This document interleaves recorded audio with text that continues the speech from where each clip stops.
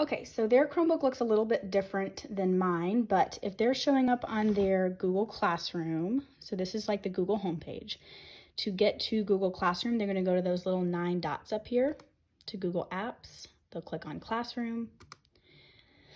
Again, theirs is probably gonna look a little different than mine, but I'm gonna be posting all of their daily assignments on the homeroom page. So you'll go to homeroom grade 5. And here you can see kind of how they can post and ask questions to me, but also talk to each other on here. So it's kind of like Facebook for kids. This is like the wall, I guess you would say. And I'm answering some questions on there, as you can see. Tomorrow, they're going to have classwork assigned to them. So what you'll do is you'll go to the classwork site and you'll see a day. I'm trying to list them by date. Okay, so they'll click on that date, and I've attached 2 things here. This is going to post at 8 a.m. each morning of that day, and they'll have all day to complete the assignment.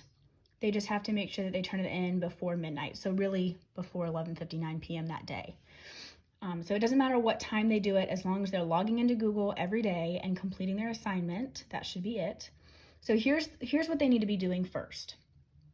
I have posted Google Slides, and this is the same work that is on their pacing guide, like with the list and the little check boxes.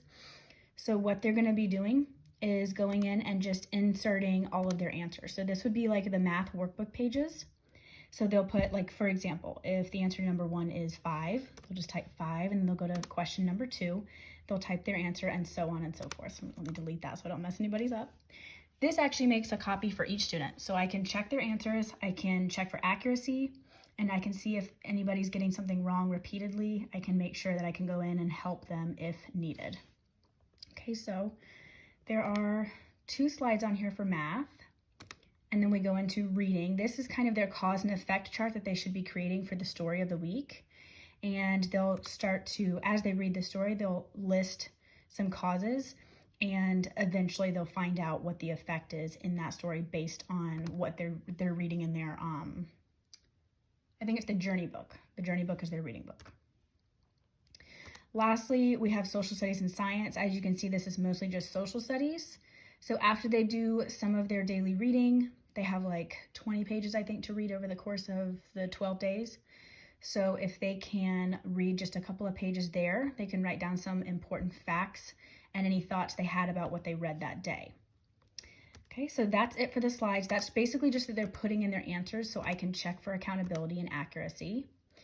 Then on that same thing, they'll have to push a little button up here in the right-hand corner that says turn in. It's not showing up on mine because I'm the editor, but then once they've done that part, they'll need to come over here to the daily exit ticket. This is sort of like attendance. So even if they are doing all the work on paper, this is a way that I can find out if they're having any struggles with their assignments. A lot of times I'll meet with them on Google Meets, but then after the meeting is over, they'll have questions about the assignment. So this is the way they can ask. And then I'm trying to keep it positive, make sure they tell me something good about their day, and then they submit that. Once those 2 things are done, they have a little button on their screen that says mark as finished, I think, or turn in, something like that. So that's what they can do for those, and that should be it for the day.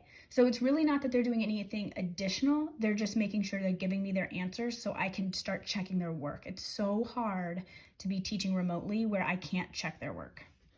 So that's all they have to do for one day, okay? And again, those will automatically post at 8 a.m.